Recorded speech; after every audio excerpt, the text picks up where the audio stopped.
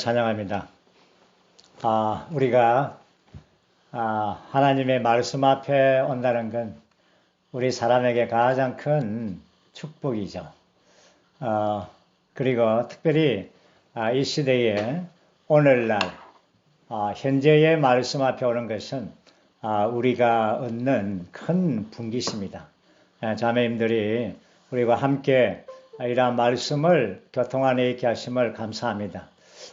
오늘 여러분들이 우리 모두가 다 잠언에서 말하는 것처럼 아주 지혜롭고 현숙한 여인인 것입니다. 오늘 우리는 메시지 8번이죠. 우리가 지난 시간까지 욥기 결정을 7번에 걸쳐서 마치고 이제 잠언에 대한 결정입니다. 네 메시지가 전개됩니다. 첫 번째 메시지 8번 잠언의 첫 번째 메시지가 하나님의 각종 지혜 라는 점께서 이 말씀을 해방해 주셨죠. 우리가 알듯이 잠언이라는 이 광산, 이 금맥이죠. 여기에서 네 가지 이란 핵심적인 이 금광을 본다면 잠언 안에 있는 네 가지의 중심적인 핵심은 첫째는 하나님을 경외하는 것입니다. 이것이 잠언에 나타난 첫 번째 금덩어리죠.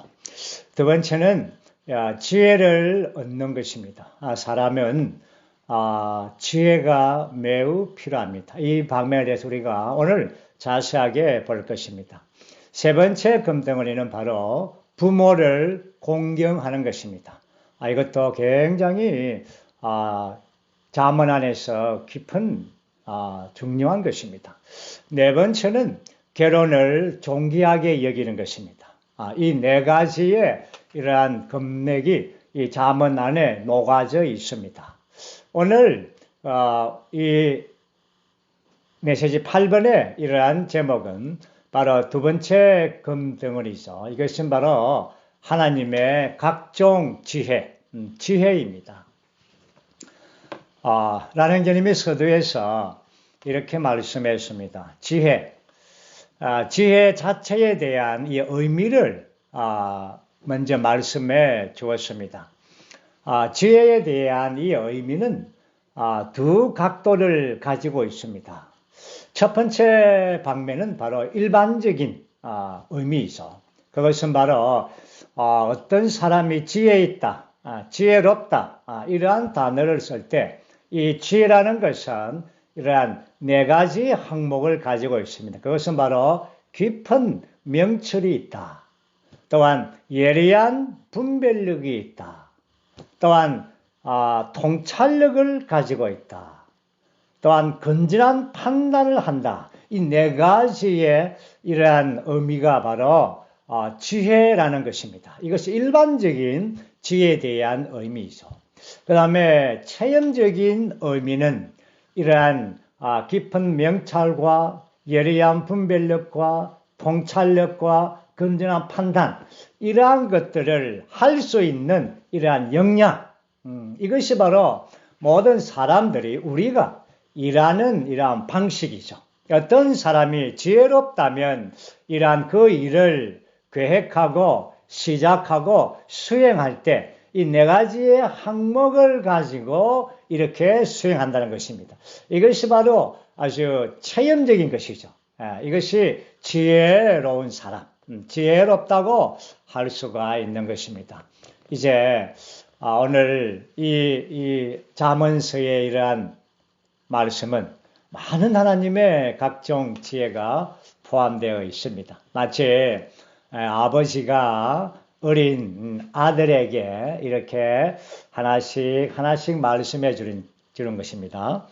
아버지가 아들에게 말하는 것은 아주 중요한 내용이죠. 그것이 바로 뭐냐면 아들아 너는 일생토강. 왜냐 아버지는 그 일생을 살았기 때문에 이러한 일생에 이러한 많은 시간들을 다 보내고 체험을 가지고 있고 지혜를 가진 자입니다. 그래서 아버지가 아들에게 이러한 인생을 동일하게 나와 같이 그 인생을 살아갈 텐데 아들에게 주는 지혜, 잠언은 뭐겠습니까? 아들아, 사망의 길로 가지 말고 생명의 길을 가거라. 이겁니다. 이것이 지혜로운 아버지가 주는 아들에게 오늘 이 말씀이 바로 그런 것이죠. 이러한 생명의 길을 가는 지혜로운 자. 오늘 우리가 이 지혜에 관하여 아주 깊은 항목을 볼 것인데 오늘 메시지가 전체 6항목으로 구성되어 있습니다. 그것은 로마 숫자 6번까지이죠. 첫 번째 항목은 잠언에 관하여 보여주고 그 다음에 두 번째부터 여섯 번째 항목은 이러한 신약 안에서의 잠언의 이러한 실제를 보여주는데 두 번째 항목은 로마서 11장에 있는 바로 하나님의 지혜. 우주 안에서 지혜로우신 분은 하나님밖에 없습니다. 그래서 하나님의 지혜를 먼저 보여주고 그런 다음에 3번, 세 번째 항목과 네 번째 항목은 고린도 전서에서 나타나는 하나님의 지혜이신 그리스도. 그리고 이 메시지에서 가장 핵심적이고 가장 중요한 항목인 바로 로마자 4번, 네 번째 항목은 그리스도가 우리에게 지혜가 되심.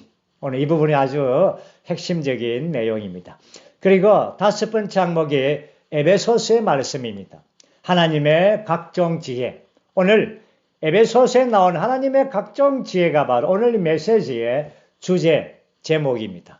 그리고 마지막 항목이 요한계시록의 새 예루살렘은 바로 하나님의 모든 지혜의 충만을 새 예루살렘으로 나타납니다. 이렇게 해서 사실은 잠언에 나타난 이 중심 단어 지혜가 성경 전체에서 이러한 결정화시킨 지혜를 우리가 만나게 될 것입니다. 결정의 말씀은 상당히 놀랍고 풍성하고 왜냐하면 어떠한 주제가 나오면은 성경 전체에서 그것을 결정화시킵니다. 투명하게 결정화시켜서 우리에게 제시해 주는 것이죠. 그러므로 결정의 말씀은 상당히 우리 모든 민들에게 큰 풍성함을 공급해 주고 있는 것입니다. 이제 우리는 첫 번째 항목 잠언이 무엇인가 로마서 1번을 함께 선포해 보겠습니다.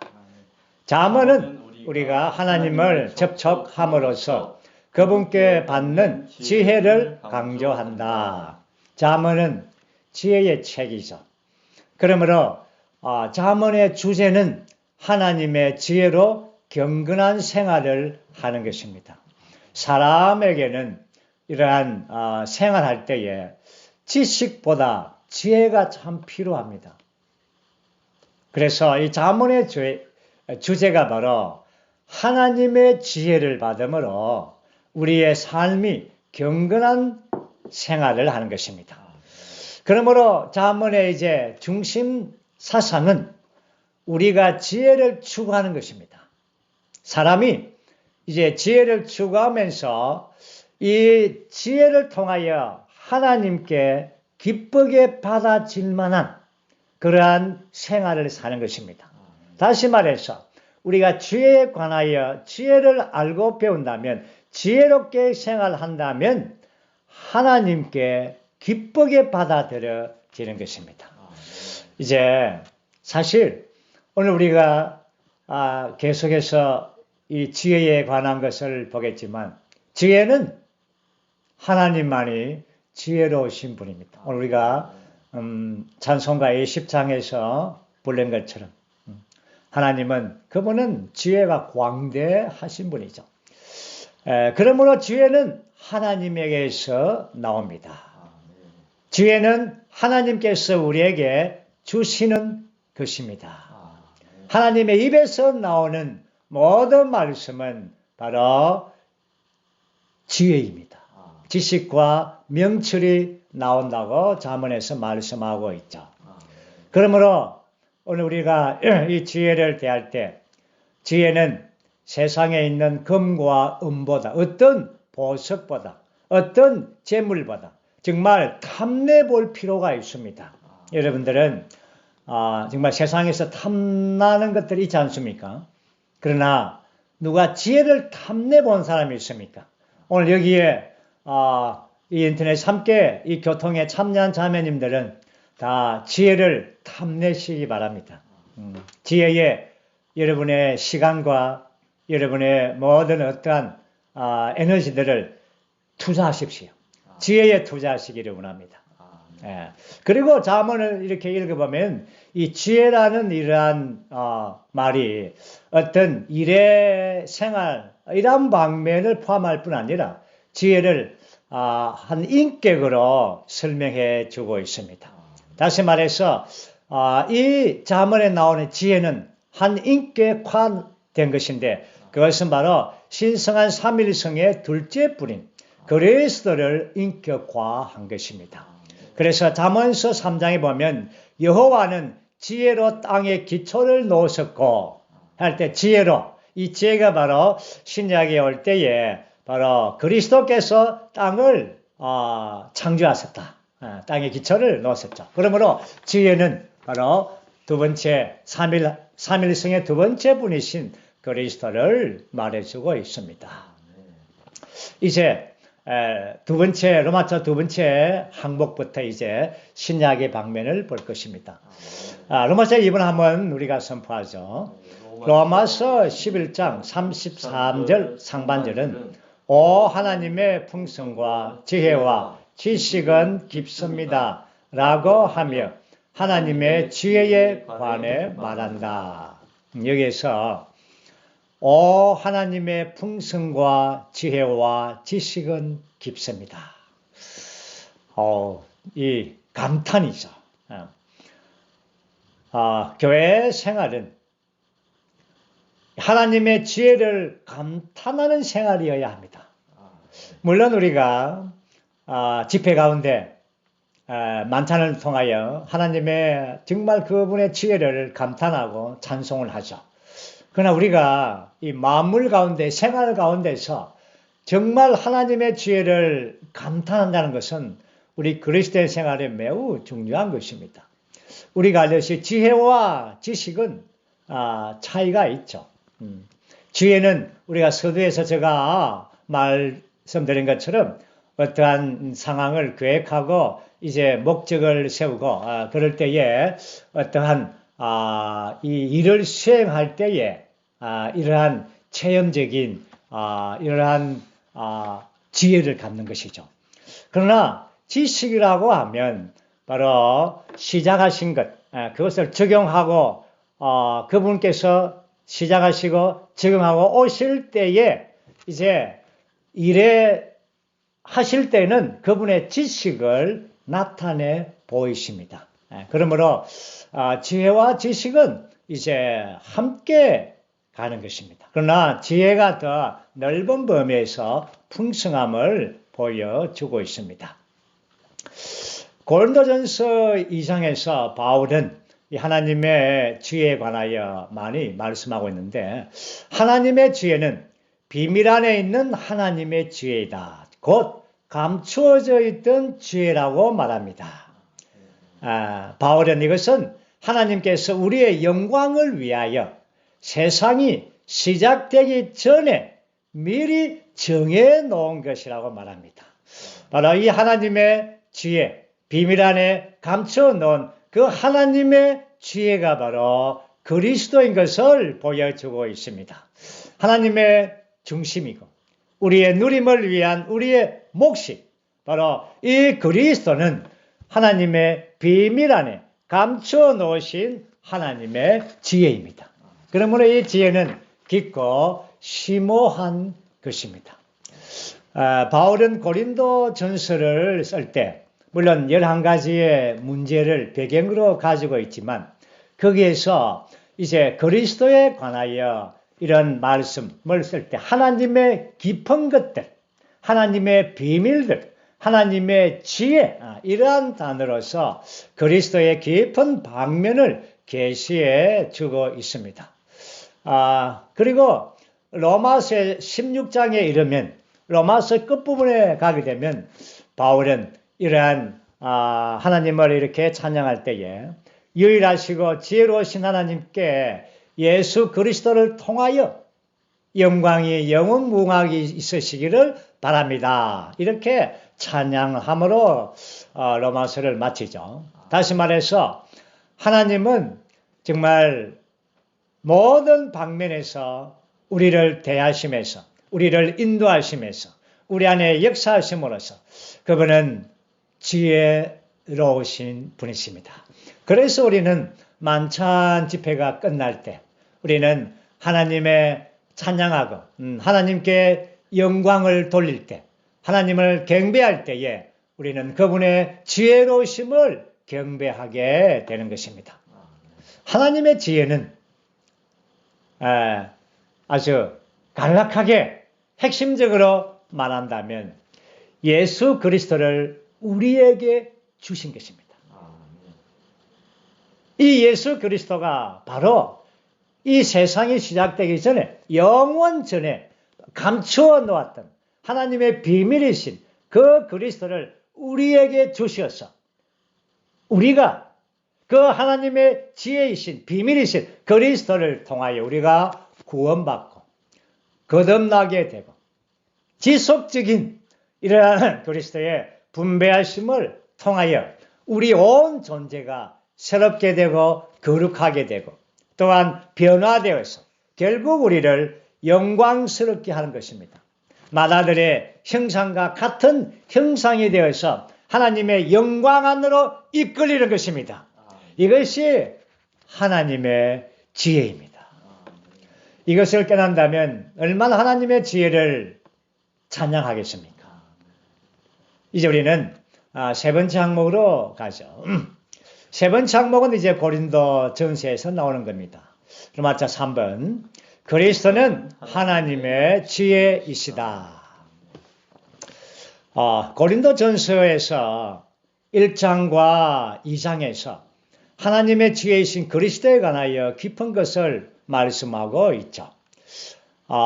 바울은 우리를 부름받은 우리 사람들에게는, 유대인들에게나 헬라인들에게는 그리스도는 하나님의 능력이시고 하나님의 지혜이시다고 선포합니다.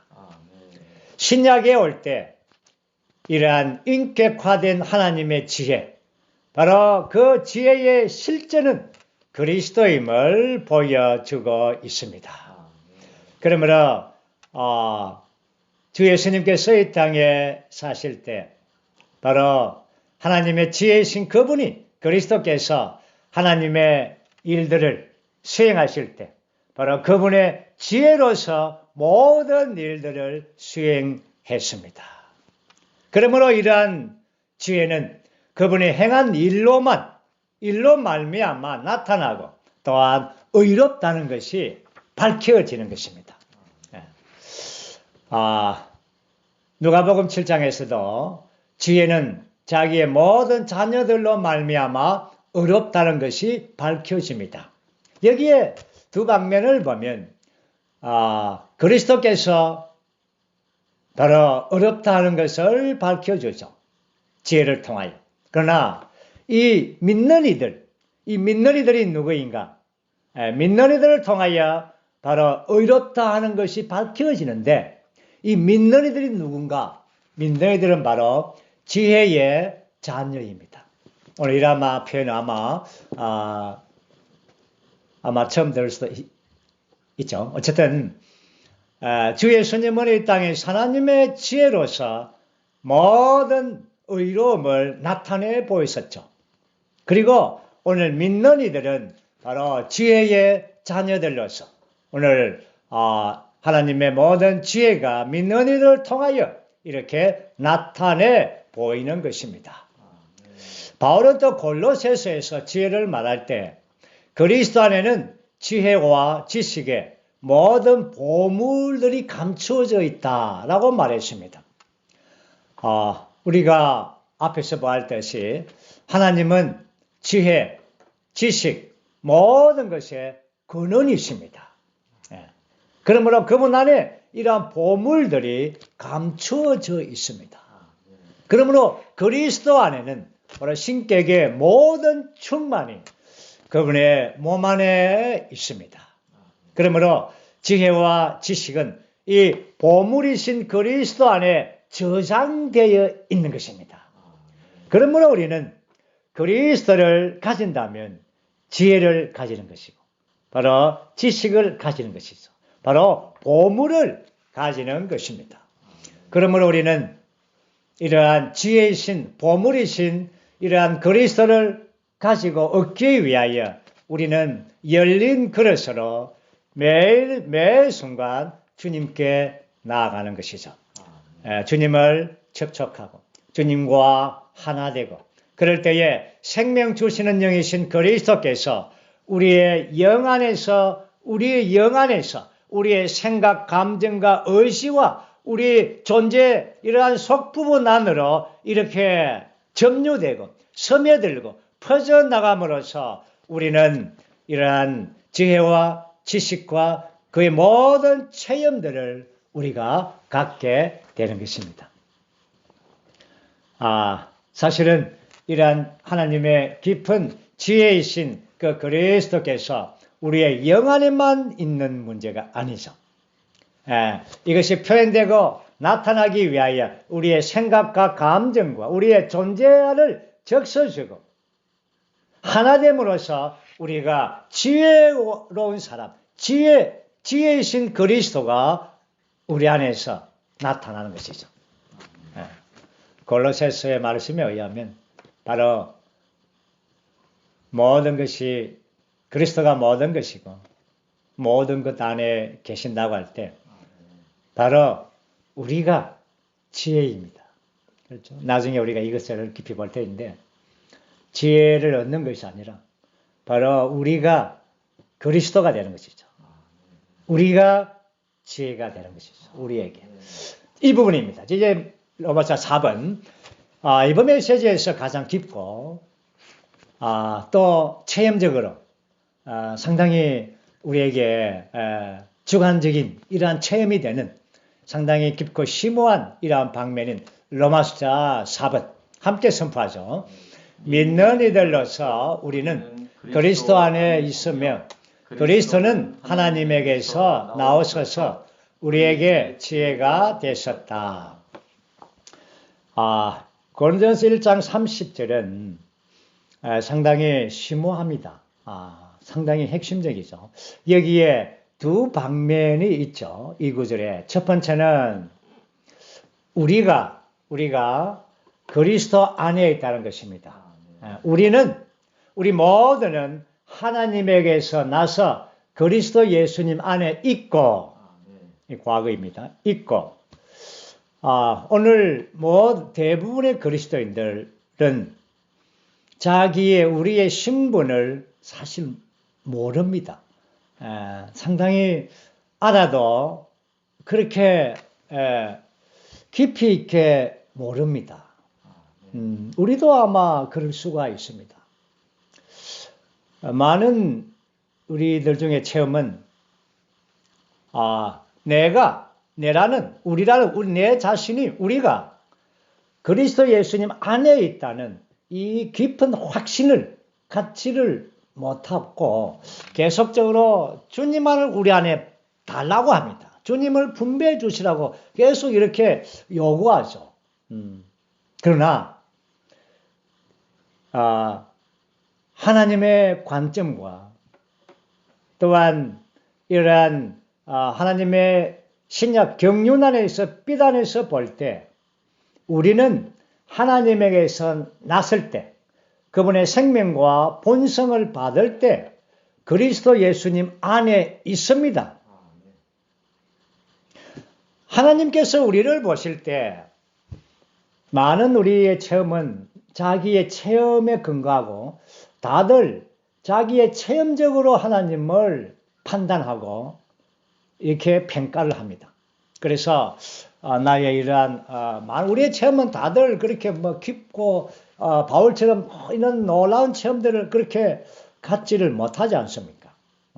대부분 다 약함이 있고 또 이러한 좌절함이 있고 소극적인 방면들이 나타나는 것들 자기가 보니까 그걸 보니까 그것이 이러한 진리의 어떤 하나님의 보는 것보다 자기가 보는 것이 체험하는 것이 너무나 와닿거든요. 그렇기 때문에 내라는 사람이 그리스도 안에 있다는 것을 보기가 쉽지 않습니다. 그러나 바울은 분명하게 우리에게 말합니다. 여러분들은 하나님에게 났을 때 생명을 받고 그분 안에 태어날 때 하나님이 우리를 그리스도 예수 안에 두었다는 겁니다. 이걸 믿겠습니까? 아멘입니까? 이걸 믿으셔야 합니다.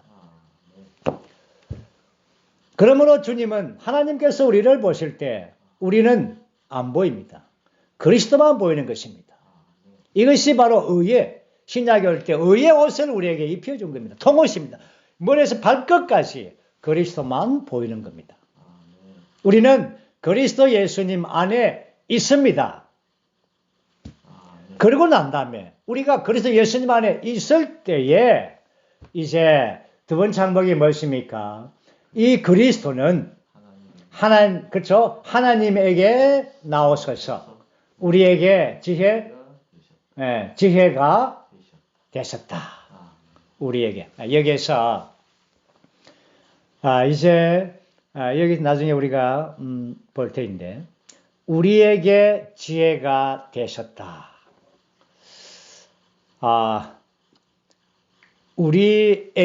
에게라는 단어에 굉장히 그 밑줄을 끄시기 바랍니다. 여기에 이 에게라는 이 의미는 많은 것이 함축되어 있습니다.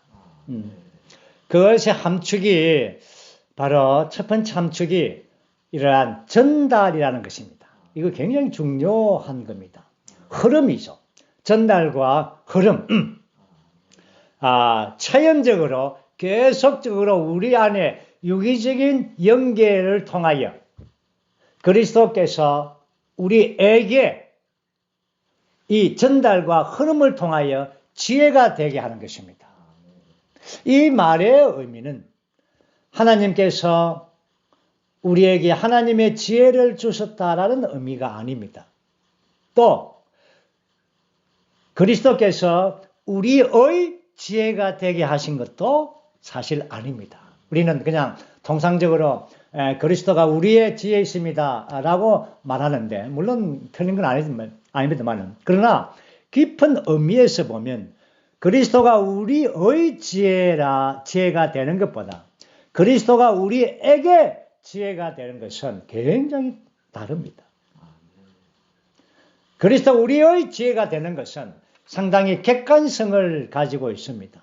이러한 전기의 흐름을 볼 때 이러한 전기는 그렇죠? 우리의 힘이 되고 우리의 어떤 냉장고가 되겠죠. 열이 그렇죠? 어떤 방면에서 또 빛이 되겠죠. 그러나 그리스도가 우리에게 전기가 우리에게 주어진다는 것은 내가 전기에 감전이 됐다는 것입니다. 이 의미를 아시겠습니까? 그리스도가 우리에게 주어졌다는 것은 바로 그리스도가 나에게 되는 것입니다. 그리스도의 지혜를 얻는 것이 아니죠. 어떤 그리스도의 어떤 지혜를 우리에게 어떤 것을 주는 이런 방면이 아니고 또한 우리의 어떤 지혜가 되는 것도 아니죠. 굉장히 그것은 작은 부분이고 약간의 객관성이 있어요. 그러나 그리스도가 우리에게 바울은 정말 계시와 또 이 문장력과 모든 방면에서 완벽합니다. 우리에게 지혜가 되셨죠. 이 말은 흐름과 교통 안에서 이러한 전달을 통하여 그리스도가 그러므로 우리에게는 그리스도가 있으면 우리에게 지혜가 있는 것입니다. 이 내용이 오늘 상당히 깊은 것이죠. 이제 거기 보면 이번에 보면 이것이 설명되어 있죠. 우리의 지혜이신 그리스도는 모든 것을 포함하신 분으로서 하나님에게서 나오셔서 의와 거룩함과 구속에 있어서 우리에게 지혜가 되십니다. 그리스도는 어떤 분인가? 모든 것을 포함하신 분이기 때문에 우리가 그리스도를 얻으면 우리는 모든 것을 포함한 자가 되는 겁니다. 모든 것을 포함한 그리스도가 우리, 그렇죠? 지혜가 되는 것이죠. 네. 그래서 거기에서는 크게 세 가지 항목을 이야기하죠. 의와 거룩함과 구속. 이러한 의는 우리가 우리의 영 안에서 거듭난 이러한 신성한 생명을 받는 것입니다. 거룩함은 우리의 혼이 계속적으로 거룩하게 되는 방면을 말하죠. 변화의 과정이죠. 이러한 구속은 우리의 몸이 구속되는 것이죠. 우리의 몸이 그분의 영광스러운 몸이 되도록 구속을 받는 것입니다. 이제 우리가 다시 한 번 더 이 부분의 핵심적인 부분을 볼 것인데 그것이 바로 C번입니다. 이 부분은 굉장히 제가 방금 교통한 것이고 또 한 번 더 이것을 말한다면 하나님에게서 나오셔서 우리에게라는 말씀은 전달의 방식으로 현재적이고 실질적이고 체험적으로 일어나는 어떤 것입니다. 그러므로 오늘 우리가 이러한 매일매일 지속적으로 현재적으로 전달되어지는 것입니다. 이렇게 해서 우리를 계속해서 그분이 나에게 지혜가 되는 것입니다. 전달이 돼서. 이것이 방금 제가 예를 들듯이 전기입니다. 발전소의 전기가 우리 안에 집안으로 계속적으로 전달되지 않습니까? 이 흐름이. 그 때문에 어떤 스위치를 켜면 되는 것입니다. 한 스위치만이 아니라 어떤 스위치를 켜도 모든 것이 다 그렇죠? 나타나지고 효과가 있고 발휘되는 것입니다. 모든 것이. 이것이 우리의 체험적인 것. 우리는 우리의 일상생활에서 정말 모든 방면에서 참 지혜가 필요할 때가 많습니다. 가정 안에서 이러한 자녀들을 대할 때 지혜가 참 필요합니다. 이제 저도 할아버지가 되어보면 이러한 손자, 손녀들에게 대할 때도 어떻게 대해야 하는가. 특별히 오래도록 함께 살아왔던 이러한 아내에게 대할 때에 참 지혜가 필요합니다. 물론 어떤 방면에서 정치적인 말로 하면 가끔 립 서비스라는 것을 하지만 그러나 참 지혜가 필요하다고 느낍니다. 그러므로 우리가 우리 일상생활에서 지혜로운 자, 현명한 지혜로운 여인이 되기 위해서는 우리가 지혜롭지 않다는 것을 먼저 깨닫는 것입니다. 가장 중요한 것은 나는 지혜롭지 않습니다. 나는 우매한 자입니다. 이거를 깨달아야 됩니다. 이거를 깨닫지 못하면 하나님의 지혜이신 그리스도가 우리 안에 이렇게 지속적으로 전달되고 흐름이 안 됩니다. 두 번째는 자기의 타고난 지혜. 자기가 어떤 사람은 참 지혜로운 게 있습니다. 여러 사물과 환경과 일의 처리의 방식을 보면 상당히 지혜롭게 참 잘합니다. 우리가 옆에서 보면은. 그러나 이러한 타고난 사람의 지혜, 이것은 이 하나님의 이러한 관점에서 볼 때 상당히 위험한 것입니다. 차라리 우매한 거에 낫습니다. 그래서 어떤 교회 안에서 어떤 상황과 환경을 만날 때에 우리가 지혜가 없기 때문에 또 어떤 것을 하려고 자기의 이 배운 바, 세상에서 얻은 학문과 이러한 타고난 재능이 어떤 것을 발휘하려고 퍼뜩 빨리 나서려는데 그게 빨리 나서면 안 됩니다. 멈춰야 됩니다. 멈추는 것이 stop is resurrection. 어렵죠? 멈추는 것은 부활을 가져옵니다. 주 예수님도 그 가늠한 여인을 이렇게 많은 사람들이 데렸을 때 돌을 쳐지 마라 막 이렇게 의견들로 충만할 때 타고난 어떤 사람들의 지혜, 심지어 율법의 지혜까지도 주님은 그때 멈추지 않습니다. 멈추어서 하나님의 지혜를 얻는 것입니다. 멈추는 것은 하나님의 지혜를 갖는 것입니다. 예. 주의 이름을 부르면서 그분의 왜냐하면 우리에게 계속 지금 나에게 지혜가 되십니다. 예. 우리 자신을 멈추어서 그분께 돌이키면 계속적인 이 흐름이죠. 전기의 흐름이기 때문에 스위치를 켜는 것이죠. 그러면은 우리 안에서 지혜이신 그리스도께서 그 상황과 환경을 이렇게 다스려 주시고 또한 지혜로운 말을 주는 것입니다.